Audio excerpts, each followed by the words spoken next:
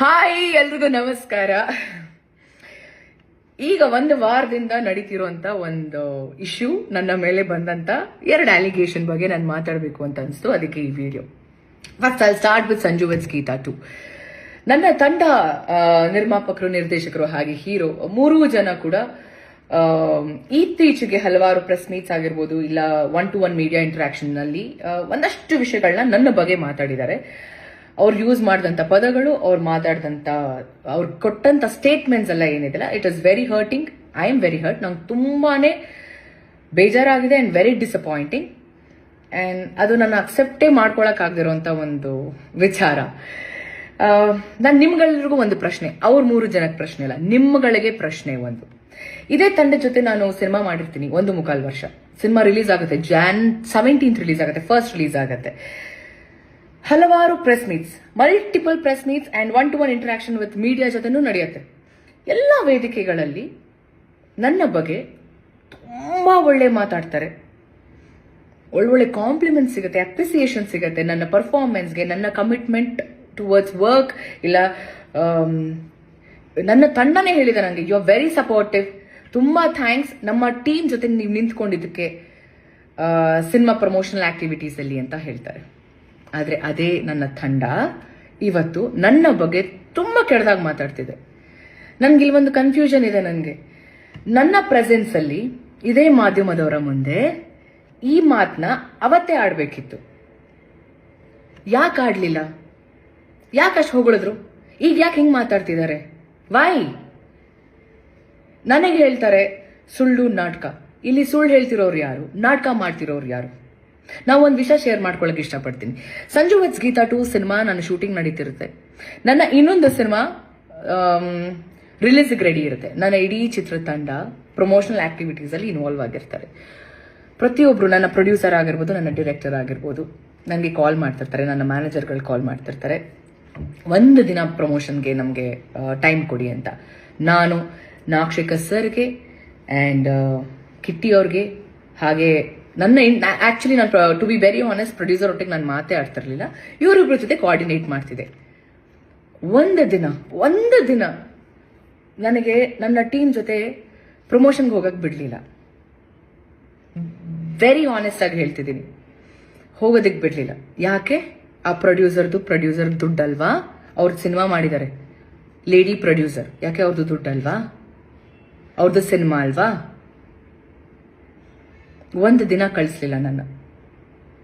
ಇವತ್ತು ಹೇಳ್ತಾರೆ ಪ್ರಮೋಷನ್ಗೆ ಬರ್ತಿಲ್ಲ ಅಂತ. ನಾನು ಏನ್ ಮಾಡಬೇಕು ಅಂತ ಇದ್ದೀನಿ, ಏನ್ ಮಾಡಬೇಕು ಅಂತ ಈ ಸಿನಿಮಾಗಿದ್ನಲ್ಲ ಅದು ಸಂಪೂರ್ಣವಾಗಿ ಮಾಡಿದ್ದೀನಿ. ಈ ಬಾರಿ ನನಗೆ ಬೇರೆ ಸಿನಿಮಾ ಕಮಿಟ್ಮೆಂಟ್ಸ್ ಇರುತ್ತೆ.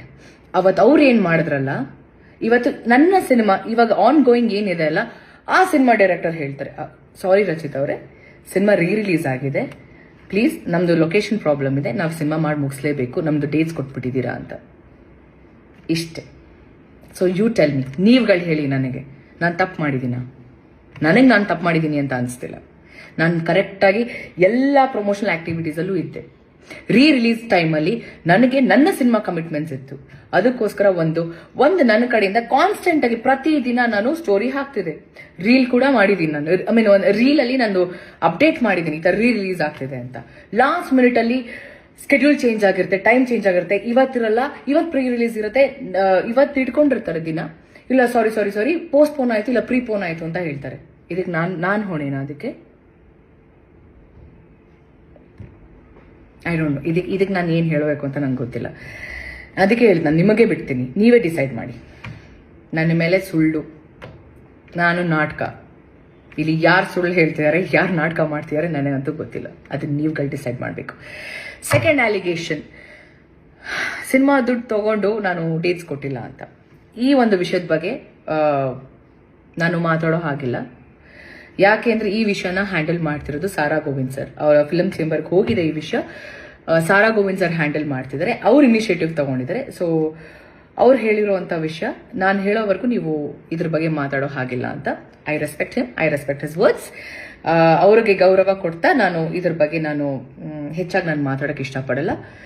ಅದಾದ್ಮೇಲೆ ನನ್ನ ಒಂದು ಸಿನ್ಸಿಯರ್ ರಿಕ್ವೆಸ್ಟ್, ಈ ಒಂದು ವಿಚಾರ ಅಂದ್ರೆ ಸೆಕೆಂಡ್ ಸಾರಾ ಗೋವಿಂದ್ ಸರ್ ಏನ್ ಹ್ಯಾಂಡಲ್ ಮಾಡ್ತೀರಾ ಆ ವಿಚಾರದ ಬಗ್ಗೆ ಯಾರು ಮಾತಾಡೋದು ಬೇಡ ಅಂತ ನನ್ನ ಒಂದು ಮನವಿ. ಹಾ, ಸೊ ಇಷ್ಟು ವಿಚಾರಗಳನ್ನ ನಾನು ನಿಮ್ಮ ಹತ್ರ ಎಲ್ಲ ಹೇಳ್ಕೋಬೇಕು ಅಂತ ಅನಿಸ್ತು. ಅದಕ್ಕೆ ಈ ಒಂದು ವಿಡಿಯೋ. ನಾನು ತಪ್ಪು ಅಂತ ಮಾಡಿದ್ರೆ ಚಿಕ್ಕ ಮಕ್ಳು ಕಾಲ್ಗೂ ಬೀಳೋಳು ನಾನು. ನಂದು ತಪ್ಪಿದೆ ಅಂತ ಅಂದ್ರೆ, ನಾನು ತಪ್ಪು ಮಾಡಿಲ್ಲ ಅಂತ ಆದ್ರೆ ದೇವರೇ ಬಂದು ಮುಂದೆ ನಿಂತ್ಕೊಂಡ್ರು ನಾನು ಸಾರಿ ಕೇಳೋಳೆ. 100% ನಾನು ಸಾರಿ ಕೇಳೋಳೆ ಅಲ್ಲ. ಯಾರಿಗಾದ್ರೂ ನನ್ನ ಅಭಿಮಾನಿಗಳಿಗೆ ಏನಾದ್ರೂ ಹರ್ಟ್ ಆಗಿದ್ರೆ, ನಾನು ಯಾವತ್ತೂ ಹರ್ಟ್ ಮಾಡಿಲ್ಲ ಅಂತ ಅನ್ಕೊಂಡಿದ್ದೀನಿ ನಾನು, ಬಟ್ ಸ್ಟಿಲ್ ಹರ್ಟ್ ಆಗಿದ್ರೆ ನನ್ನ ಕ್ಷಮೆ ನಿಮಗೆ, ನನ್ನ ಸಾರಿ ನಿಮಗೆ, ನನ್ನ ಅಭಿಮಾನಿಗಳಿಗೆ, ಬೇರೆಯವ್ರಿಗಲ್ಲ. ನಿಮ್ಮ ಪ್ರೀತಿ, ನಿಮ್ಮ ಆಶೀರ್ವಾದ ನನ್ನ ಮೇಲೆ ಹೀಗೆ ಇರಲಿ. ಐ ನೋ ಏನೇ ಸಿಚುವೇಶನ್ ಬಂದ್ರೂ ನೀವೆಲ್ಲರೂ ನನ್ನ ಜೊತೆ ಇರ್ತೀರಾ ಅಂತ. And all I can say is thank you. And I love you all. Thank you.